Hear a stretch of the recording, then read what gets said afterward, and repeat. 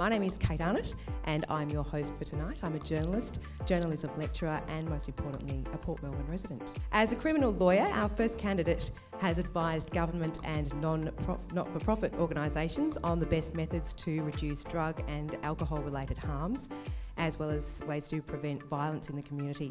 He also works as a lecturer in criminal law at RMIT University and is a board member of Harm Reduction Victoria.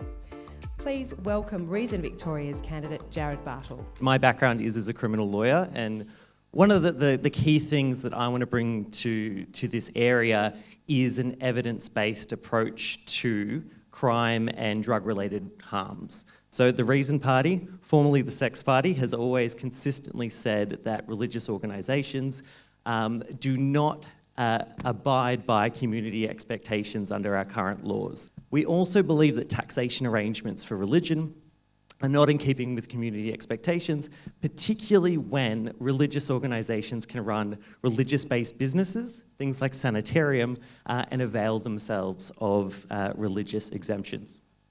In terms of transparency in Parliament, we are very concerned about the influence of lobbyists on parliamentary decision-making.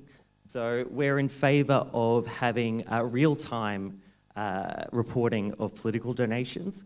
We're also in favour of ministerial diaries being public. So if decisions are made on developing, for development applications or anything like that, we want to know who was in the minister's ear at the time those decisions were made. So we want transparency in politics, and we want accountability there as well. We're in favour of legalisation of recreational cannabis.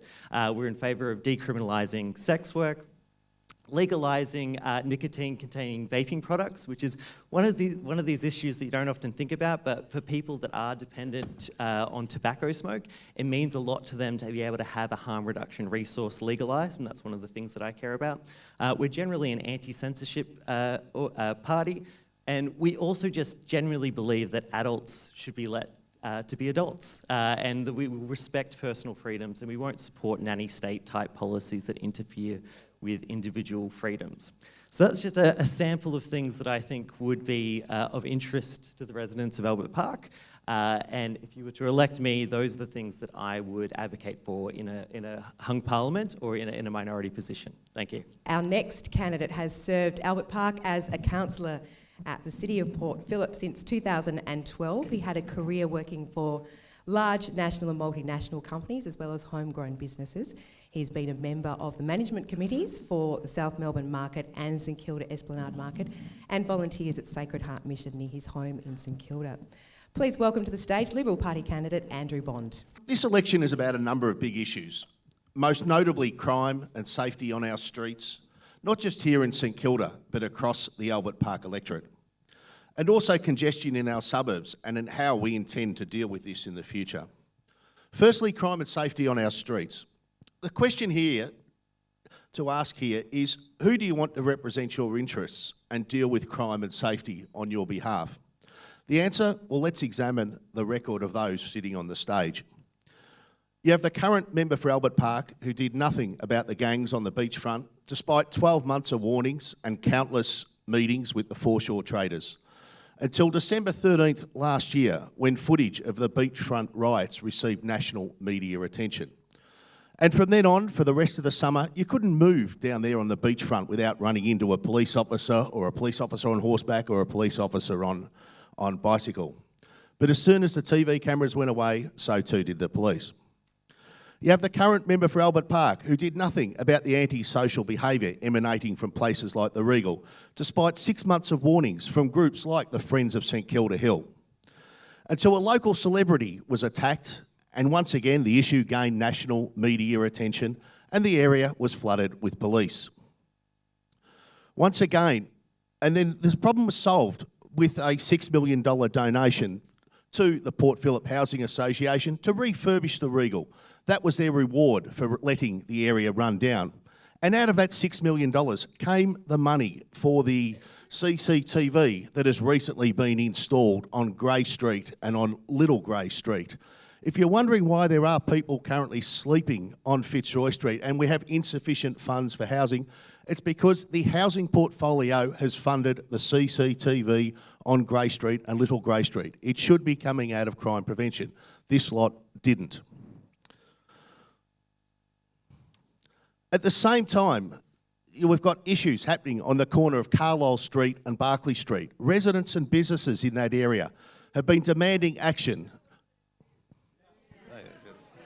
You let me finish. I'm getting to that. Okay, if you could just be quiet and respectful at the moment, please. But Andrew, we do need to make sure we stick to what you want to do for the electorate for this section. Thank you. So I'll get to that. Thank you.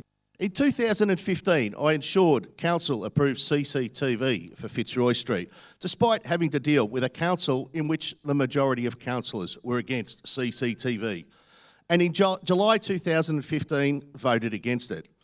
It's not just some councillors on the current council who don't care about your safety.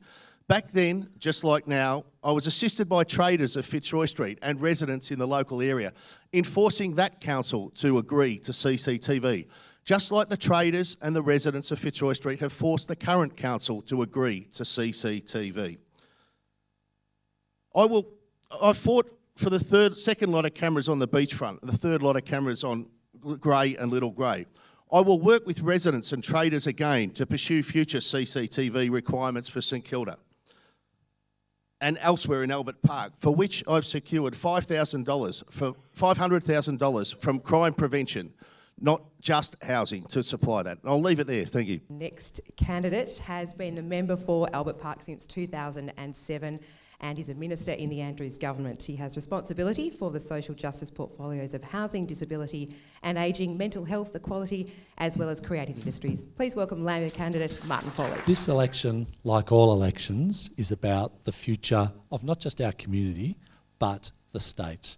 And as a government that came into power 4 years ago, that set out clearly what its agenda was and has progressively and consistently ticked off those bold reforms, we come before you today as a government, and I as the candidate for Albert Park, to yet again set out a positive plan for a progressive future for our government to deliver on behalf of all Victorians, and particularly my role for the people of the district of Albert Park, which stretches from the Arts Centre Spire at one corner to the Botanical Gardens in St Kilda at the other, and all the communities in between.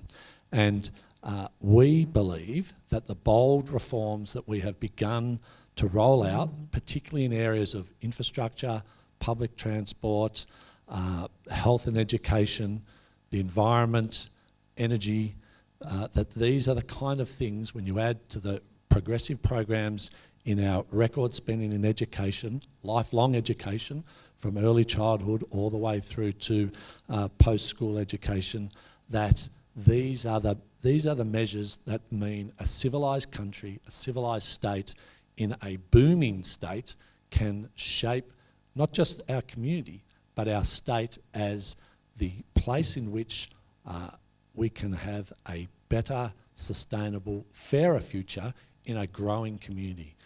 We know that the population pressures and the growth pressures on the state, let alone our own community, are pivotal. And that's why one of the key issues that nicely reflects all of this is the future of Fisherman's Bend. A huge area in this electorate, every single square inch of the Fisherman's Bend precinct is in the district of Albert Park, and that is one of the linchpin sites that is not only such a huge area, but it is where we can get the future of our community, the future of the kind of state and city that we want to be, right. And fixing up the mess that was inherited by our community following the decisions of the former Minister for Planning in 2012 to rezone overnight is one of those niche, pardon me, not niche, but one of those pivotal pillar issues that can decide which way not just our community, but our state and our capital city can go for the future. We can make a decision about going down a path of laissez-faire capital development at the whims of developers, or we can have a community-driven, seriously infrastructure-funded, upfront engagement process to get that process right. And I'd like to think that the mechanisms we've put in place can use Fisherman's Bend as a key example of how we can get things right. But whether it's in the areas of health, education, employment, planning and amenity, culture, and we'll get onto that I'm sure, the aspects that we in the District of Albert Park have in not just shaping our community's future, but shaping a better, bold future for the rest of our town as a global city of 5 million, let alone the rest of our state as a state of 7 million, are really exciting, and I look forward to the opportunity of presenting that positive plan, not just for this community, but of all the state, and seeking your support in delivering that plan. Thank you. This candidate arrived in Australia when he was 11 years old as a refugee after a civil war erupted in his hometown of Sarajevo. He's a Port Phillip councillor, a trained lawyer and long-standing social justice campaigner. Standing for the Greens, please welcome Oggy Simic. There's a cliche that every election is the most important election. At election time, every candidate and political party trots out the same old lines and rhetoric that you hear every few years. But the reality is, this Victorian State election is one of the most important elections we face because we're at a tipping point in Victoria and indeed nationally. It's a tipping point between investing in people and in our climate and the communities and societies we build, or whether we continue to support division and fear. I came to Australia as a refugee, as was mentioned at the start. My family was lucky. We were warmly welcomed into the community and given access to safe and affordable social housing and quality public education. I'm running to be your representative in the state parliament because I want people to have the same opportunities that I had. But more importantly, I want to put people back at the heart of politics. When I'm asked what's the biggest difference between the Greens and Labor and Liberal, I answer by pointing out that we believe our role as elected representatives is to create societies and communities that are serviced and supported to meet the needs of everyone, of all of us. The reality is that Melbourne is a growing city. The world is big and getting bigger, but the problems that we face are not unique. How we address these issues, housing and accommodation, homelessness, transport, our environment, issues like substance abuse, poverty, financial stress, finding the best medical and mental health care is what sets the Greens apart from the old parties. To manage these complex issues, we need new ways of doing things, new ways of living that are sustainable and affordable, new ways of supporting people to find safe and secure ways to live, new ways of transporting 5 million people around a huge city, new ways of assisting the vulnerable and at risk, and most definitely new ways of helping innocent people who come here seeking a safe asylum, from a war zone. Australians are turning away, thank you. Australians are turning away from the old Liberal and Labor parties because they no longer offer policies that work now or visions for the future. The Greens have been around for some time now, and people have seen what we can achieve in Parliament at a state and territory and national level. It's the Greens that have delivered on mental and physical health care, on helping people with substance abuse and other problems, on trying to increase New Start and welfare payments so people do not end up in crisis, on planning, on transport, on environment, and on a vision for a less divisive society. The Greens don't single out people of colour or ethnic groups or those who want to make Melbourne their home and blame them for everything. That's what candidates do when they have nothing to offer. They offer hate and division. They warn that if their opponents are elected, the world will end. I don't have that message. If you want more of the same, that's a choice you can make at the election. But if more of the same isn't working for you anymore, then this election you can vote for the Greens and help create a future for everyone that is fortunate enough to call Albert Park. Your vote is powerful. Thank you. Our final candidate for this evening is Dr. Tamasin Ramsay. She's a former Melbourne paramedic and medical anthropologist. Tamasin became concerned about the rights and interests of other species when she was the NGO representative to the UN. Please welcome Animal Justice Party candidate Dr. Tamasin Ramsay. So, hi everyone, and I feel great being here. I thought I'd tell you a bit about me because I'm the candidate and you'll know a bit about the party, but if I'm the candidate, you may want to know a few things about me. So I spent my earliest childhood living in a very small house on a very big piece of land on a mountain outside of Bega. I was an only child and we lived off-grid. And my adventures were in the forest and my adventures were in the bush, and every day I saw the wonder of nature and I experienced the intelligence and beauty of other species. It was very natural to me. After that, in the 90s, I worked as a paramedic on the streets of Melbourne, and that's where I got to see street life, homelessness, drugs, crime, vulnerability. It was a privilege, actually, to have people invite you into their homes, into their lives when they're particularly vulnerable, particularly in need. I then somehow managed to earn my PhD in medical anthropology. After that, I moved to New York. Now, that was the first time I really got interested in politics. Before that, I thought of myself as apolitical. But then doing anthropology and being at the UN, representing civil society, you quite quickly get to see that every human being is a political actor. Maybe all you knew that, I didn't know that. I worked primarily in the area of environment, sustainability and climate change, negotiating on behalf of civil society. One thing I noticed was that all of our policies only looked after the interests and rights of a very small minority. Humans comprise 0.02 of 1% of life on Earth. 99.98% of life on Earth is non-human, living, breathing, feeling, experiencing life. And my concern at the UN was that nobody was discussing it. Nobody would talk about animal agriculture. Nobody would talk about all of the other issues surrounding in our environmental policies that affect oceans, that affect habitat, that affect all these things that we make decisions on, summarily dismissing the rights and interests of other species. So we can say it's their habitat, but it's also our habitat. When we look after others, we look after ourselves. And it's absolutely that way in any kind of ecosystem. In Australia, 83% of people believe not enough is being done about animal welfare. All the other parties offer something good, but what we offer that the other parties don't is policies that embrace 100% of individuals with rights and interests. 63% of people in Albert Park live with a companion animal. We have 160 species of bird here, 10,000 species in the bay that we may not even think about. So we're here to encourage the major parties and to hopefully win a seat. It would be amazing to win a seat and be able to sit there in a minority position but with a voice to advocate on the behalf of 100% of life in the state, in Australia and in Albert Park. Thank you. We'll give you now each 2 minutes to close, so give us your best. All right, well, you've got a whole array of progressive parties to vote for, clearly, as you've got a whole panel of them in front of you.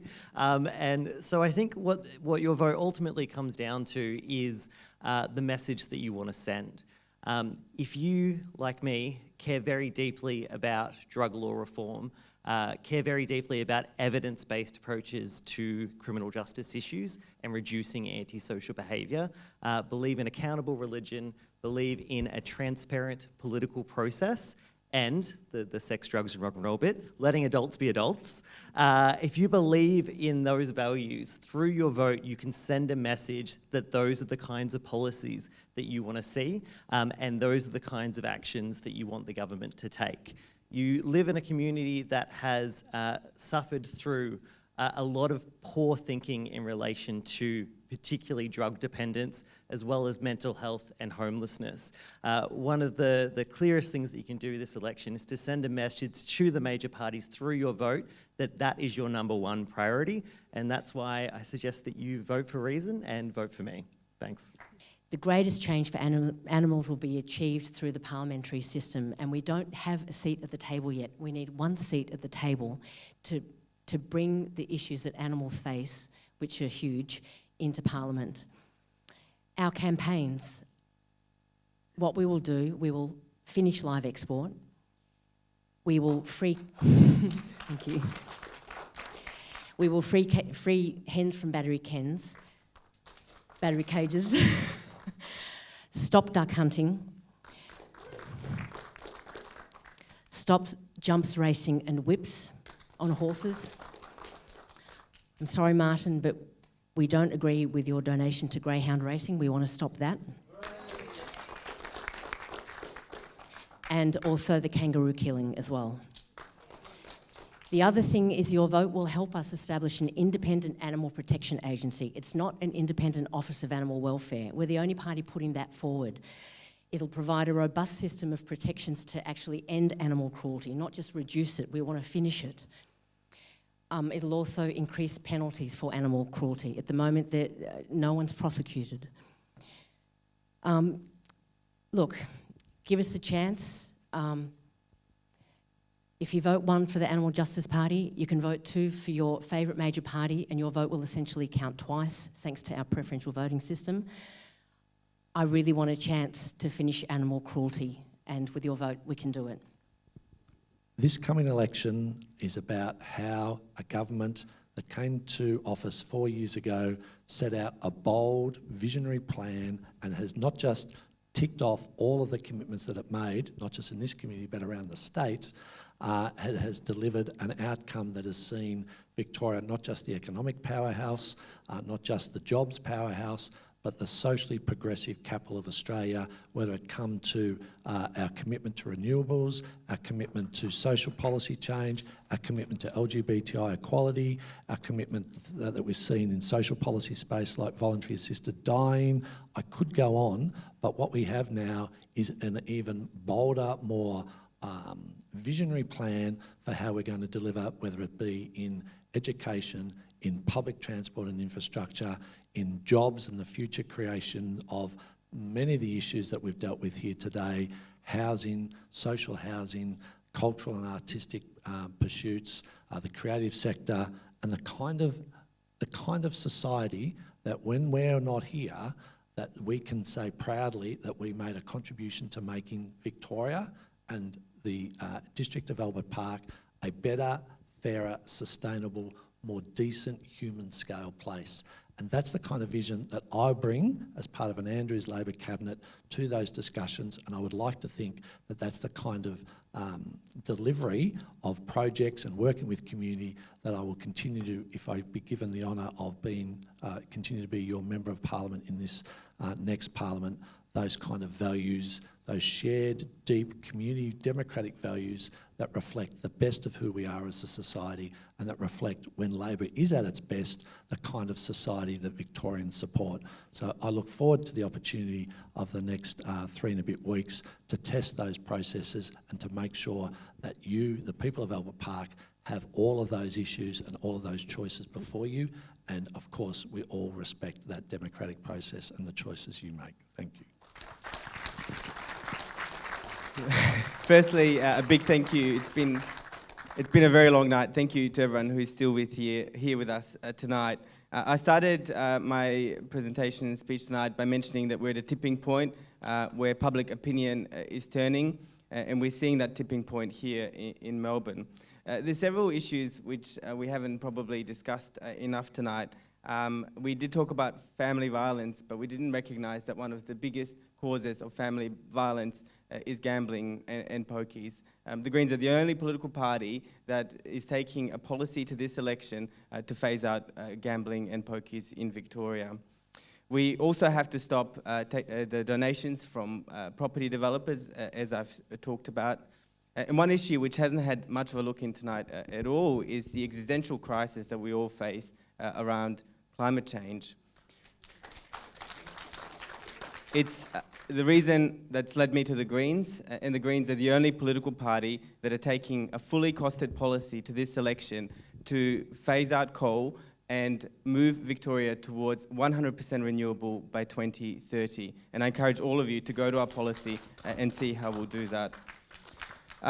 What we don't have in this state are politicians who want to change the way we help people and provide the range of supports individuals and families need from government.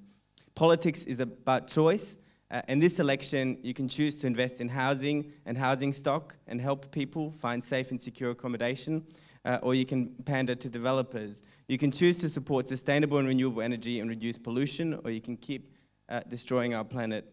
And you can choose to elect Greens members to change how politics is done in Victoria. And I hope to have your #1 vote on November 24th. Thank you very much all for being here tonight, and thank you to the organisers for a wonderful event and a true example of participatory democracy in action. Thank you.